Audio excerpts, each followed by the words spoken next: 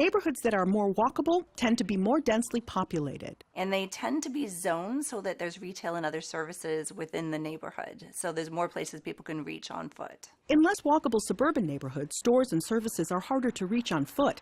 People usually have to drive to get places. It seems that neighborhoods that are more walkable and are designed to make it easier to walk may actually help people to be more physically active.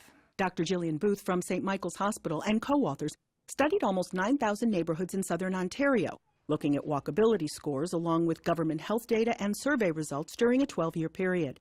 They examined whether rates of overweight, obesity, and new cases of diabetes were rising more slowly in neighborhoods that were easier to walk in. Rates of overweight and obesity were much lower in the most walkable neighborhoods compared to less walkable ones, and were actually stable over time in the most walkable neighborhoods, whereas they were continuing to increase in less walkable areas. The study appears in JAMA, Journal of the American Medical Association. Rates of diabetes were actually going down, and then at least in terms of the number of new cases in the most walkable areas, whereas rates were not falling in less walkable areas. Neighborhoods with lower rates of obesity and diabetes also had higher rates of walking, biking, and mass transit use. It doesn't mean that if we build neighborhoods differently that rates of overweight and obesity will fall, but it's certainly hopeful, and it gives us more information and some potential solutions that we can test in the future.